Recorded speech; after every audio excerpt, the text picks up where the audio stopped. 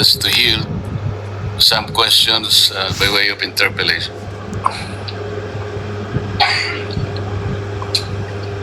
Senator Lacson, I'll say it again, Mr. President.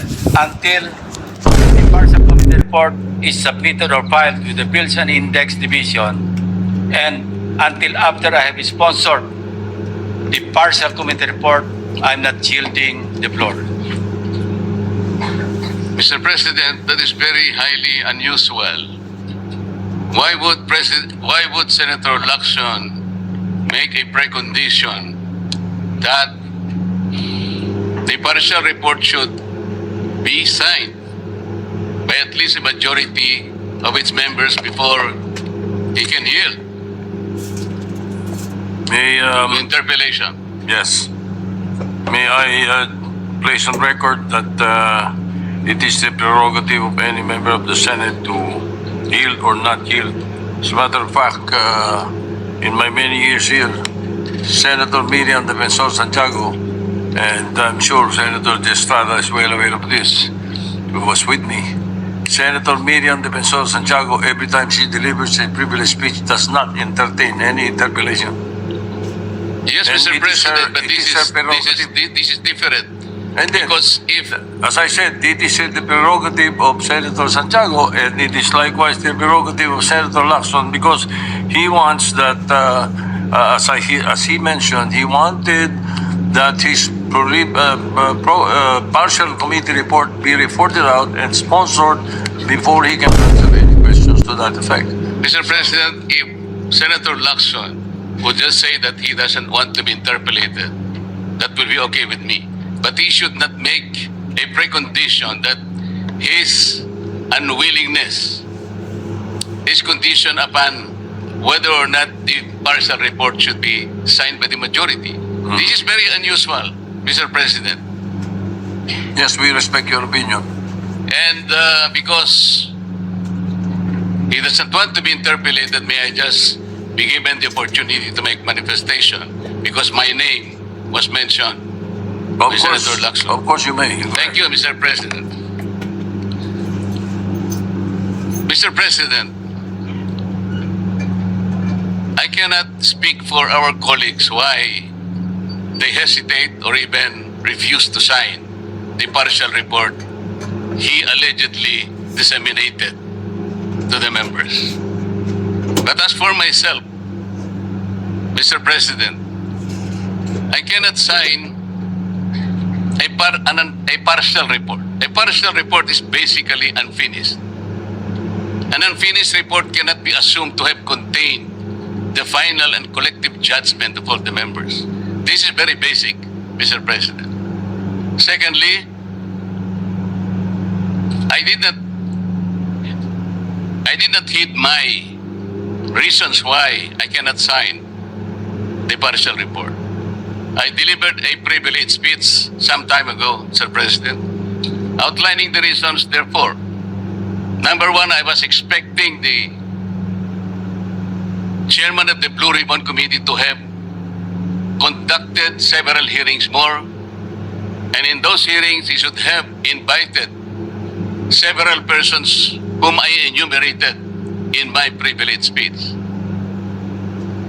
Namely, Yusek Adrian Bersamin, Yusek Jojo Cadiz, former Governor Luis Chavez Singson,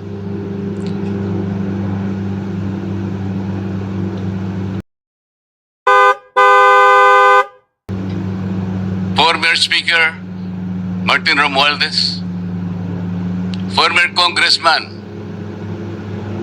Saldico by way of an apostille sworn statement, because this is very, very possible.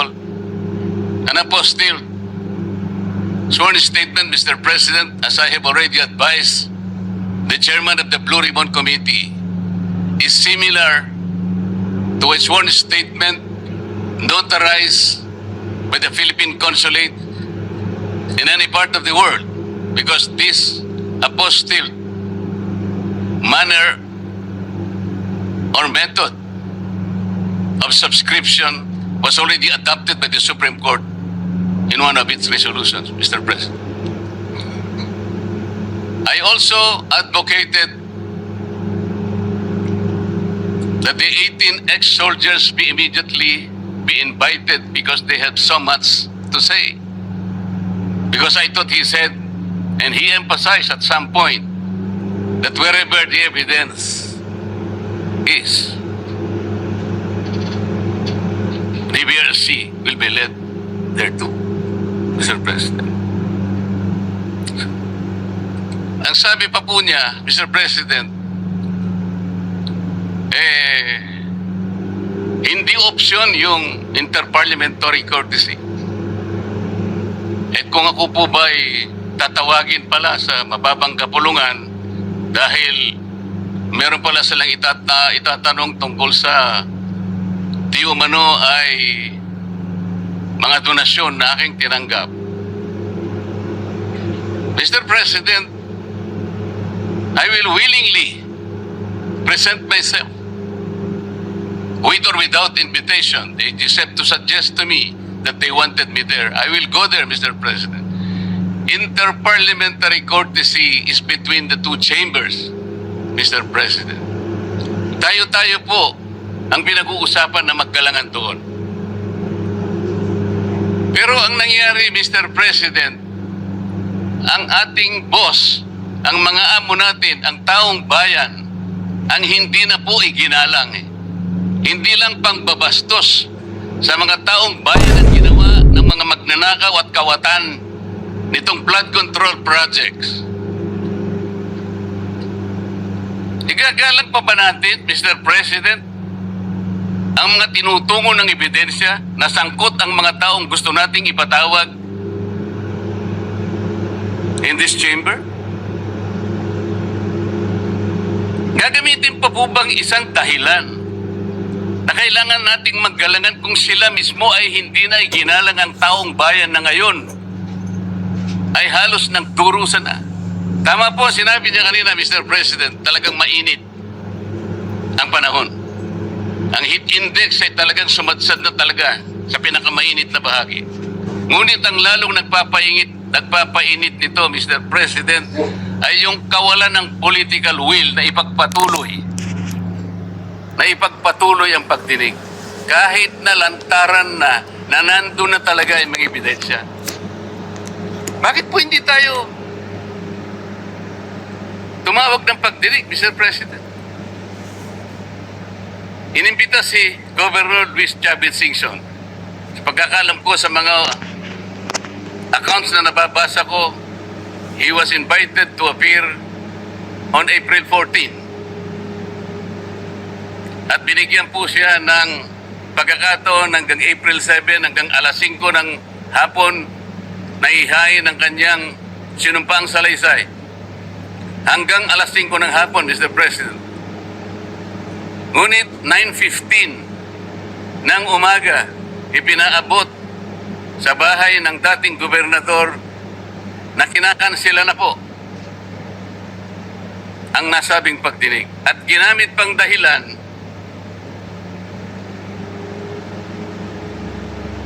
paano po nangyari yun, Mr. President? Binigyan siya hanggang alas 5 ng Abril 7 na isubmit. Sa pagkakaalam ko po, nandun na siya sa Maynila at nanananghali. Pagkatapos na itutuloy siya sa opisina ni Senator Lacson para ihain yung sworn statement na kanyang inihanda. Bakit po kinakailangang dumating pa si Saldico?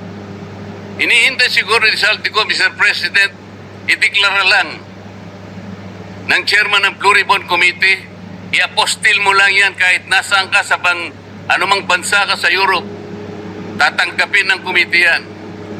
At pagkatapos ihahayaan ka namin sa pamagitan ng Zoom ay pumayag ka at iimbitahan ka namin para sa isang special na pagdinig kung yan ang gusto mo. Yun lang siguro gusto niyang marinig. Bakit i-condition pa natin ang pagdating niya rito, Mr. President, kung yung apostille sworn statement is sufficient enough for him to do just that? Ano po ba tayo rito? Nagtatakip po ba talaga tayo? Mr. President, kayo po ay maaring makapagtestigo sa sasabihin ko. Nung isang araw po, pinuntahan ko kayo sa inyong opisina at may binanggit po akong isang bagay na maaaring makatulong sa atin kung paano kilalanin si Senator Lacson. Binanggit ko po sa inyo, Mr. President, ng buong katapatan nung ako'y wala pa po sa Kongreso, wala pa po sa public service, nakilala ko po si Senator Lacson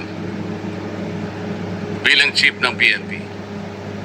Nabanggit ko po sa inyo, Mr. President, sa ating pag-uusap sa inyong opisina. Mula noon, nung makita ko siya, lalong-lalo na po doon sa episode na pinatawag po niya ang lahat ng kinaukulan na merong mga nakaw na sasakyan, mga karnap na sasakyan. Naalala ko po na sinabi niya, Mr. President, lahat ng mga ninakaw na sasakyan, dalhin nyo rito sa Camp Crame. No questions asked. Dahil palagi po akong dumadaan sa EDSA, Mr. President. Dahil opisina ko po sa Ortigas, nakita ko pong nakabunton lahat talaga ang mga ninakaw na sasakyan. Talaga pong hinangaan ko, Senator Lacson. Walang nakagawa nun sa aking palagay kung hindi siya lang. Di ba, Mr. President, sinabi ko pa sa'yo, sayang wala na ako yung aking kaibigan, yung dating mayor ng Marikina, Bayani Fernando. Dahil kinausap ko po siya, sabi ko, Bayani, alam mo, yung ginagawa mo sa Marikina, gusto ko rin eh. At yung ginagawa ni Chief PNP, Ping Lacson, gusto ko din yun. Ayaw mo pa siyang kausapin na kayong dalawa tumakbo. Si Ping Lacson ang president. Ikaw naman ang vice president. Kinuwento ko sa iyo yan, Sir President. Bakit ko po sinasabi ngayon ito, Ginoong Pangulo? Nung umpisa po talagang ganong na nakita ko po eh. Yung kanyang kagustuhan na maayos natin ang ating bansa. Yung sinasabi niyang track record, maring nung umpisa, nandun po yun eh. Hindi ko ikukwento ito kung hindi talagang hinangaan ko siya noon. Pero bakit ngayon po ay nagkaiba, Mr. President? Parang yung pedestal na aking hinangaan, yung alamat na nandoon, unti-unting gumuho. Nalulungkot po ako at nangyari yun, Mr. President. Ang sabi ko pa nga eh, wala hindi man tayo dapat maglaban-laban dito. Ang kapakanan ng mamamayan ng ating bansa, ang importante rito. Yung direksyon natin. Bakit kailangan akong palaging pinapasaringan? Hindi naman po ang aking kagustuhan eh. Kung sino yung dapat na sumikat, o sino yung dapat magpasikat, hindi po yun. Isa lang po ang sikat dito, Mr. President. Ang taong bayan na pinagsisilbihan nating lahat. Doon po natin ituon ang lahat ng ating makakaya, ang lahat ng ating energy.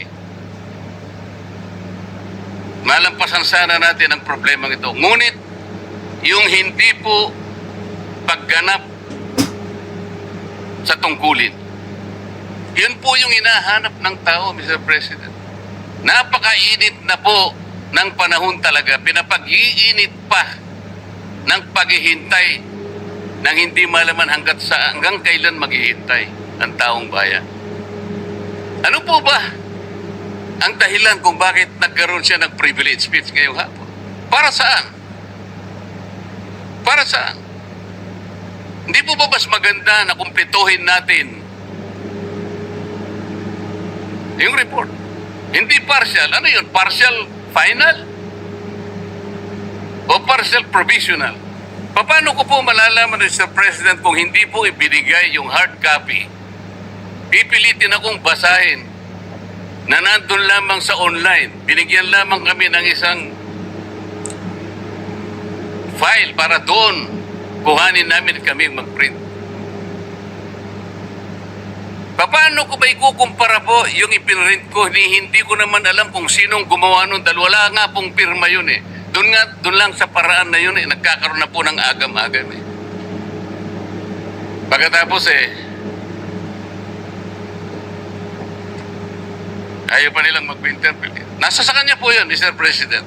Pero ako po, ang tanging hangarin ko lamang, ayusin natin lahat ito.